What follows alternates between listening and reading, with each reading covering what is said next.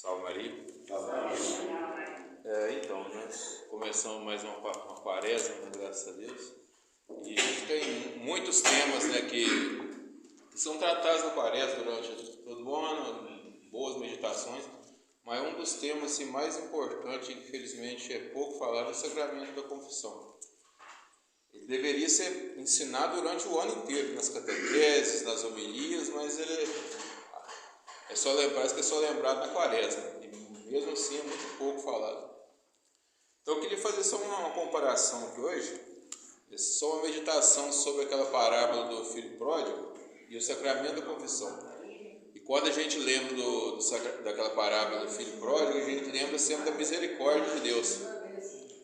E o sacramento da confissão é um sacramento da misericórdia. Às vezes a gente se assusta muito porque foi mal catequizado, ou tem uma mal noção assim, por causa de influências, outras certas influências.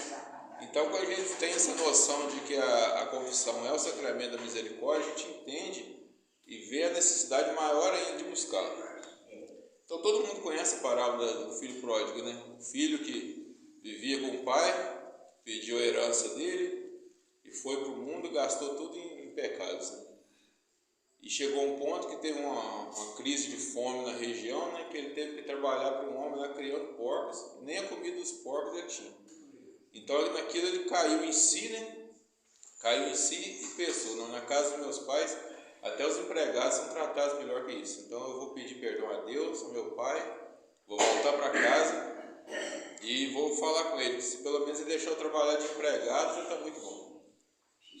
E ele volta e o pai recebe ele com todo amor, né? São as parábolas mais bonitas que existem, né, nas Sagradas Escrituras. E comparando ela com o sacramento da confissão, quando a gente está em amizade com Deus, na graça de Deus, a gente está na casa do Pai. Então na casa do Pai a gente tem tudo que precisa, tudo que quer, tudo que é do Pai é nosso. Então quando a gente está vivendo para Deus, com reta intenção de fazer tudo para Deus, nós estamos na casa do Pai. E quando a gente vira rebelde, vamos dizer, quer se aproximar do pecado,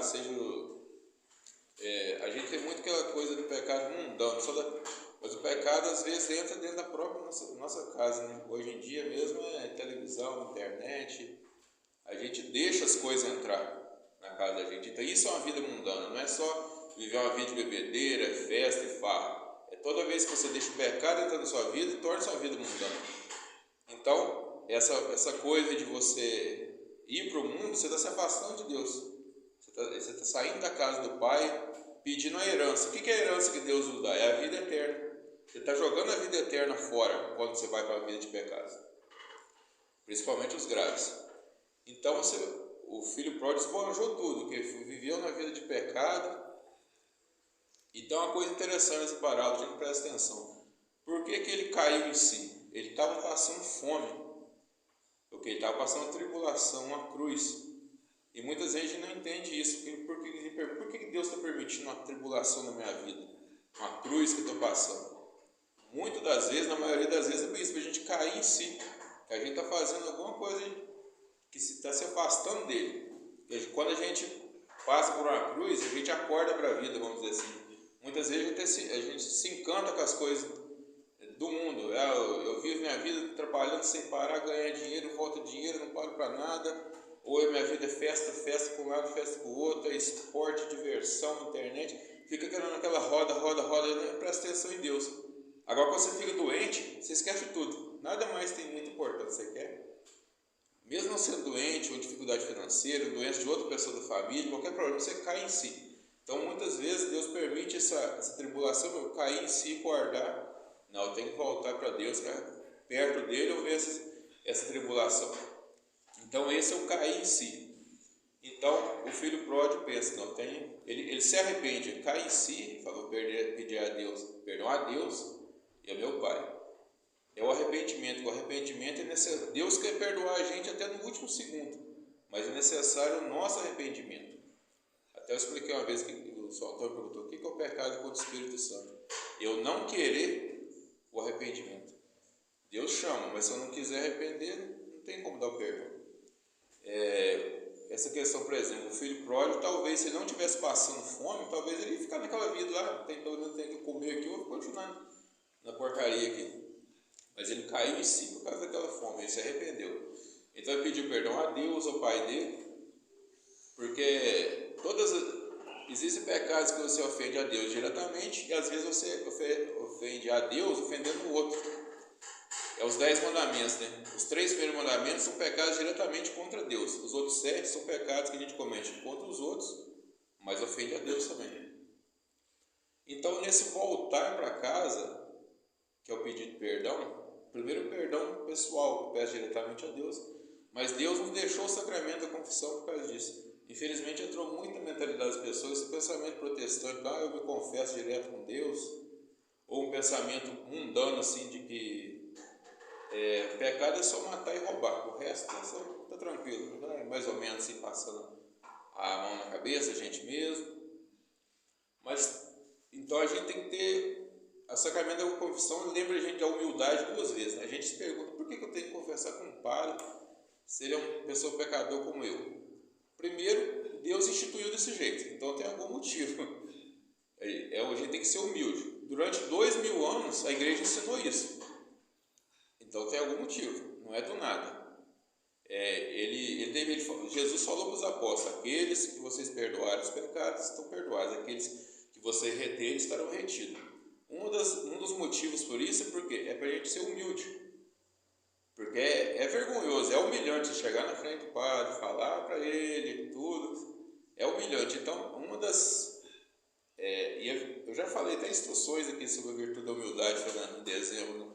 A humildade é necessária para você, ela é como se fosse uma base de uma casa, né? Você pode buscar outras virtudes, se você não tiver humildade, você perde. Por exemplo, uma pessoa é muito caridosa, doa cesta básica do outro lado, ajuda os pobres, mas se ela não tiver humildade, ela vai ficar orgulhosa, que não, eu sou bom mesmo, eu dou dinheiro para todo mundo, não adiantou nada a caridade.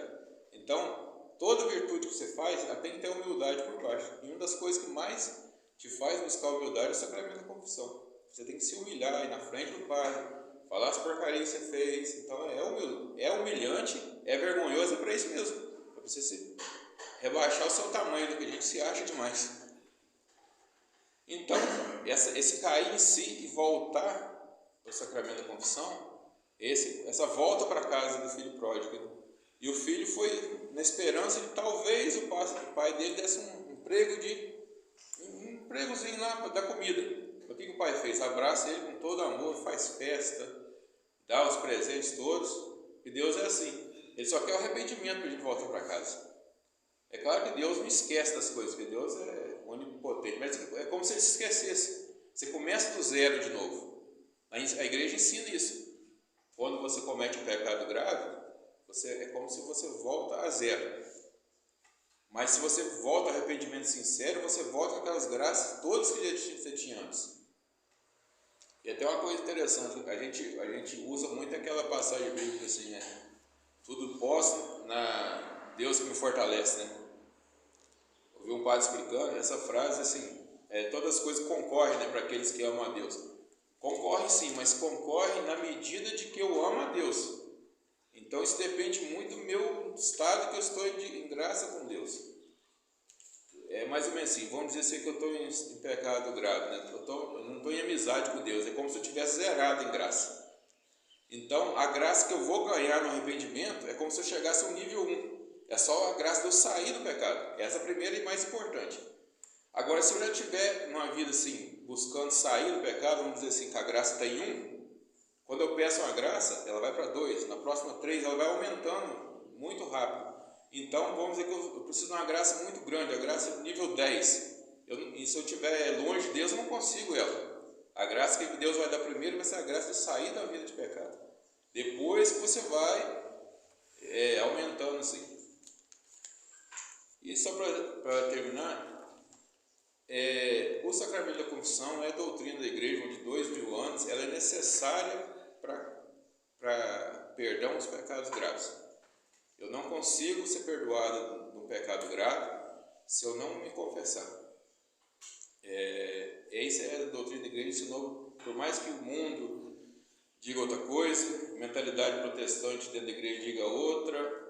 É assim, os santos ensinaram, o magistério da igreja, é necessário eu ir fazer um bom exame de consciência. Está até olhando o manual na página, quem quiser gravar, a página 171, tem um manual, um exame de consciência muito bom para confissão.